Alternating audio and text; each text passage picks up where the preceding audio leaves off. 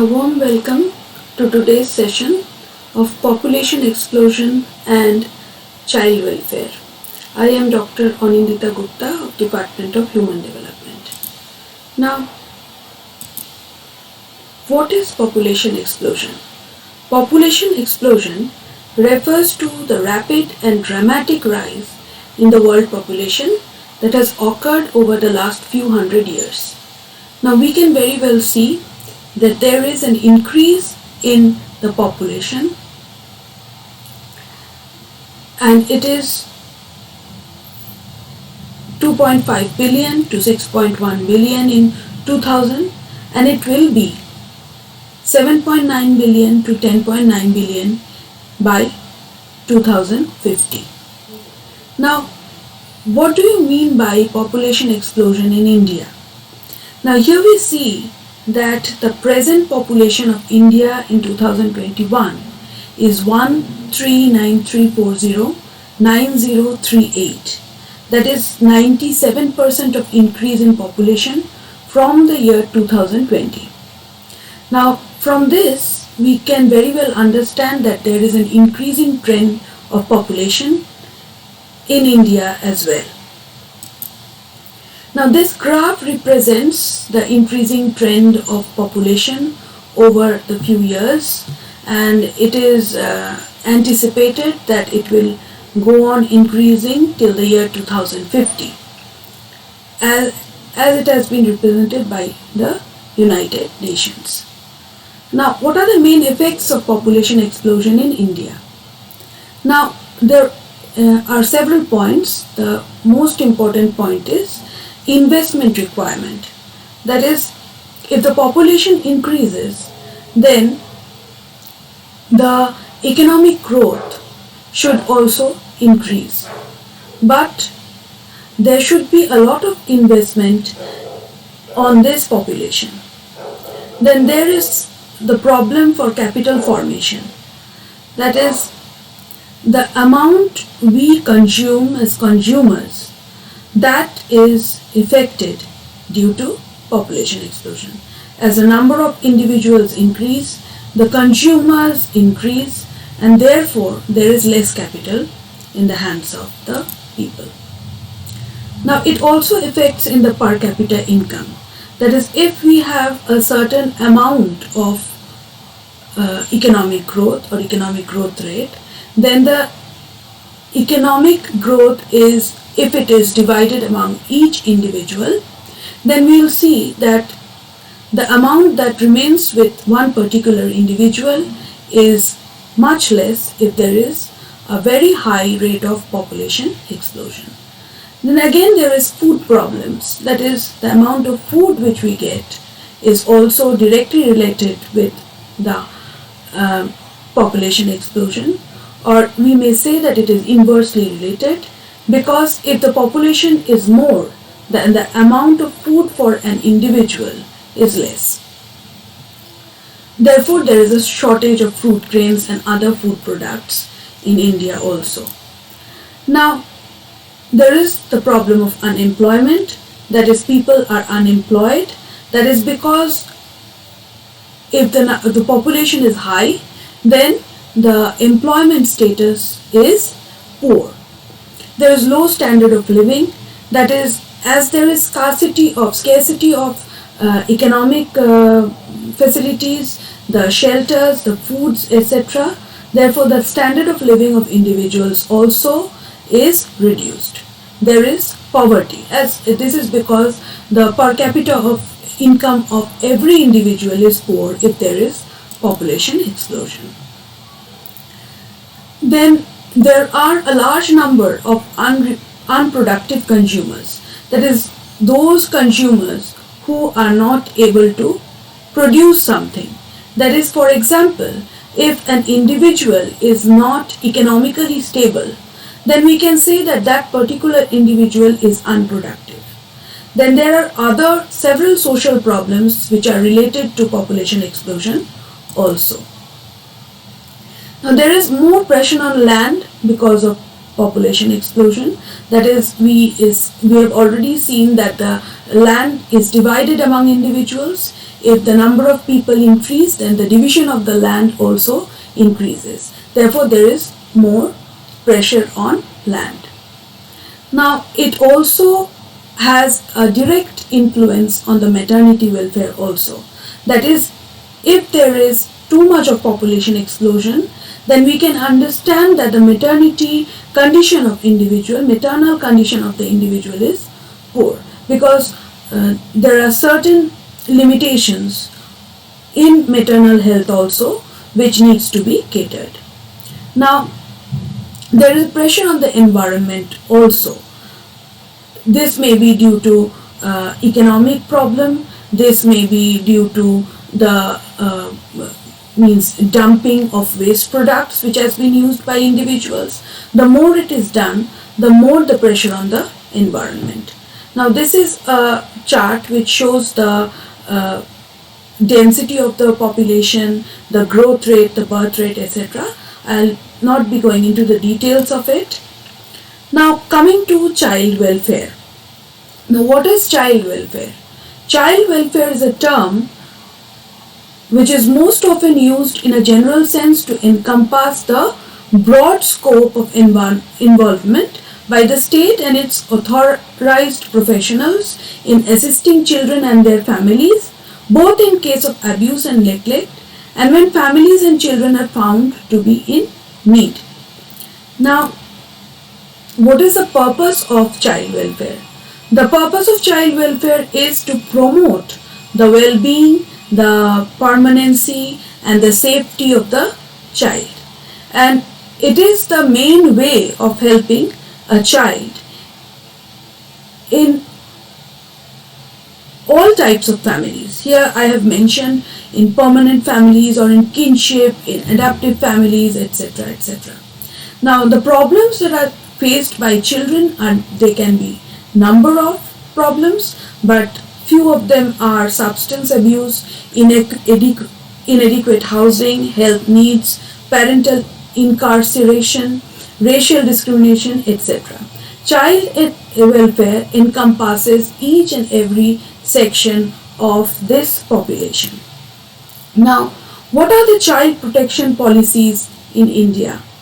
Now, in India, according to Article 39, Part 4 of the Constitution, it asks that children should not be abused, should not be forced by economic necessity to enter into avocations unsuited to their age and strength.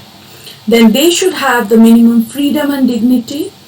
Further, the UN Convention on the Rights of Child, which has been again adopted by the UN General Assembly in 1989, it delivers that there should be universal recognition of children's rights to its member nations. Now, what are the child protection points that has been included in Indian legislation? Now, here we can see that there is a Juvenile Justice Act that has been implemented in the year 2015. We already know what the act is. Then there is the Protection of Children from Sexual Offences Act, which is popularly known as the POSCO Act, that has been implemented in the year 2012. The criminal law, the act is implemented in 2013. I am not going into the details of it because of the time constraint. Now, how are we supposed to save the children in playing its role for child protection? Now, in order to save the children, India has constituted the National Commission for Protection of Child Rights. And here again, there is a standard operating procedure for each and every policy or schemes which has been implemented for the child welfare also. Now, there should be intervention programs like in schools, in families, where we can identify the problematic child. There again, we can ensure intervention procedures so that the child rights can be maintained. Now, what are the main aim for the child welfare policies and programs in India? Now, there are several points that has been highlighted over here. Now, the first point is reducing the infant mortality rate. The second is reducing maternal mortality rate, reducing malnutrition, achieving 100% civil registration of births, universalization of early childhood care and development, complete abolition of female feticide, female infanticide, child marriage, and ensuring the survival, development, and protection of girl child.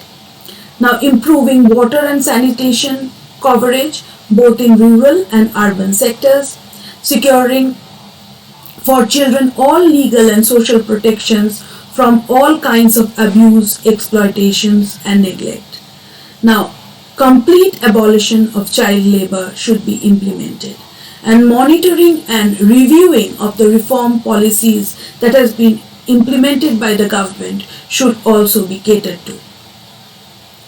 Then we should ensure child participation in different matters of life, now, both in family as well as in schools as well as in the social sectors.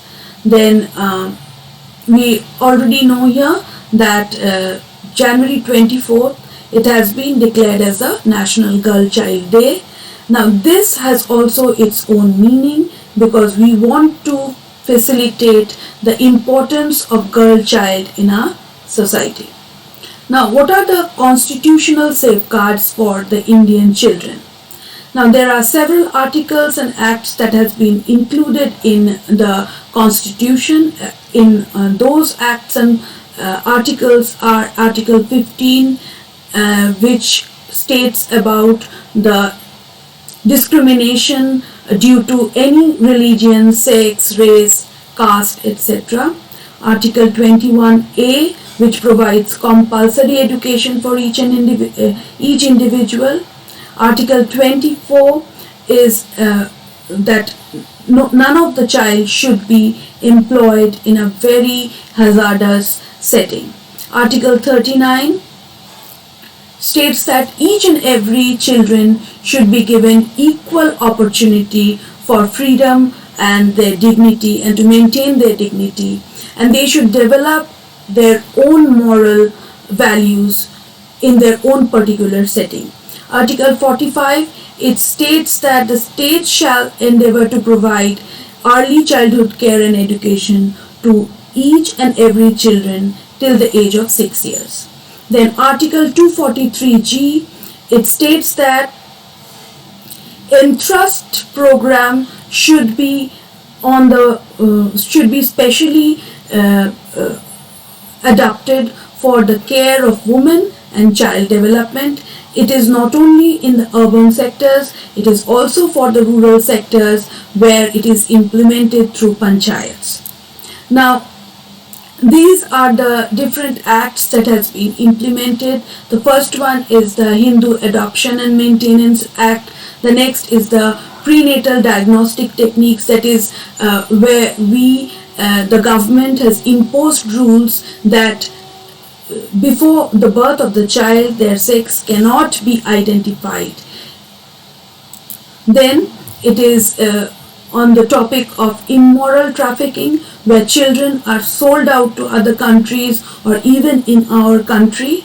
And then comes the Child Labor Act, which states that no children should be engaged in child labor whatsoever in India. Now, along with this, there is also the Juvenile Justice Act that states that if a juvenile, that is if an adolescent commits any kinds of crime, then the child has to be treated under the Juvenile Justice Act.